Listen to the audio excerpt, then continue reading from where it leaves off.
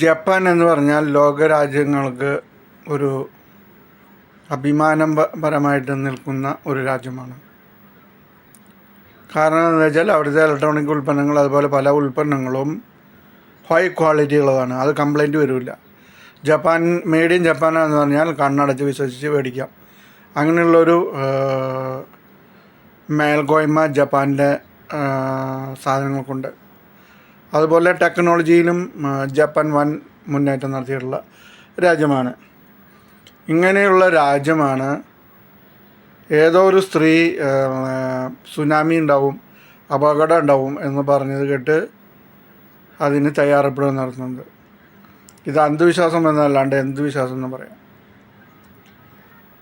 മുമ്പ് ഇതുപോലെ ഈ സ്ത്രീ പ്രവേശിച്ച് അങ്ങനെ നടന്നു, അതുകൊണ്ട് ഇപ്പോഴും അത് നടക്കും എന്നുള്ള ചിന്തയിലാണ് ജപ്പാൻ അതിനു വേണ്ടി പണം ചെലവിടുകയും അതിനു വേണ്ടിയിട്ടുള്ള പ്രിക്കോഷനുകൾ എടുക്കുകയും ചെയ്തത്.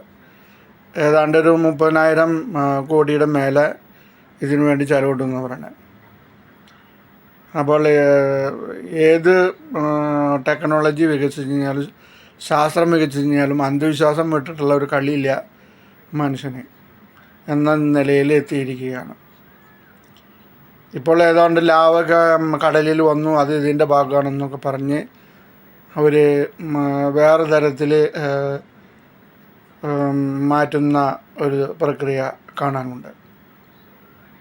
ഏതൊരു ലാവ അത് ആ ജപ്പാൻ ആ ഭാഗത്തൊക്കെ അങ്ങനെ ലാവകൾ പൊട്ടും വരും, അത് സ്വാഭാവികം മാത്രമാണ്.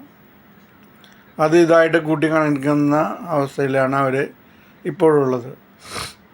അപ്പോൾ ശാസ്ത്രം എത്ര കണ്ട് വളർന്നു കഴിഞ്ഞാലും മനുഷ്യൻ്റെ ആ ചിന്താഗതി ഇപ്പോഴും മാറുന്നില്ല എന്നർത്ഥം.